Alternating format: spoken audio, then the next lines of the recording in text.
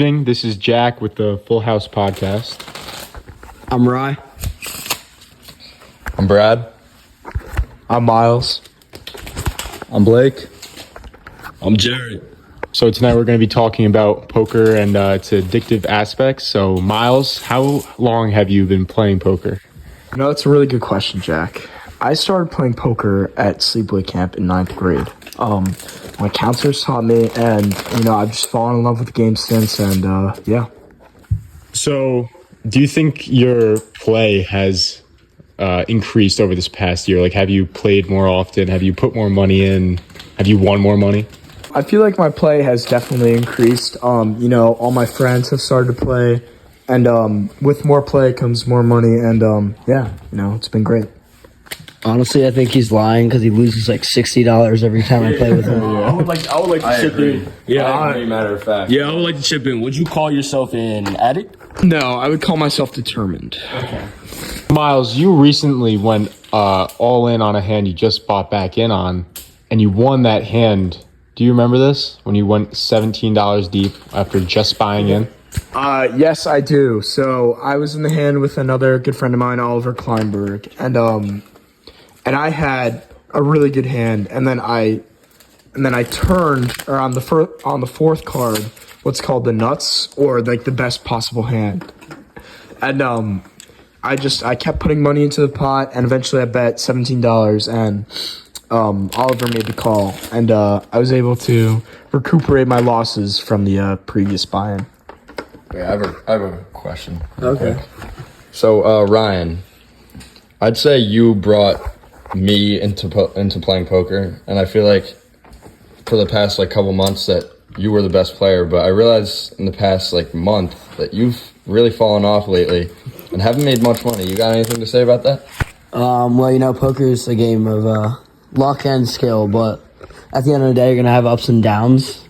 You're gonna have bad nights where you don't get any hands, and you're gonna lose those nights. But that's been happening for a month straight. I don't know the truth to that. I actually won a couple dollars, maybe $3 the other night. So I don't know what you're coming from there.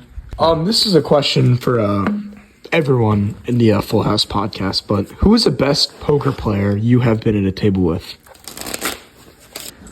I would say you, Miles. Whoa. Miles is most definitely not the best poker player from what I've seen. I feel like every time I do play with Miles, he buys in for $60 at least and ends up losing it all, maybe winning a couple more big hands, but I definitely don't think it's Miles. I think Miles' play is very cyclical. Sometimes he's got it, and sometimes he just does not at all. And he doesn't give up. He calls himself determined. Some people call it addiction. But he does not give up on the hand. He'll wait until the river every time. He'll go $17 deep on a hand that he has no confidence in. If I have to say something, it just sounds like you're an addict and you can't give up on a hand.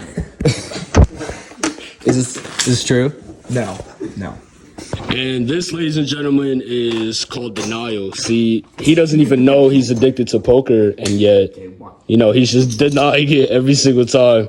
And this is the problem with, gambling. This is the first step to addiction. He just got to get rid of denial. This is how it starts. I want to pivot towards, the moral of the story, which is poker can be addictive. Any gambling can be addictive. Do you want to add on that, Jack?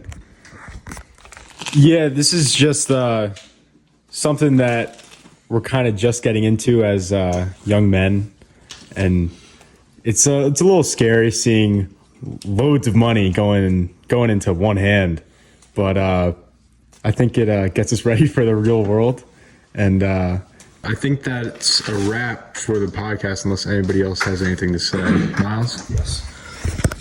There have been some false claims about me from certain people.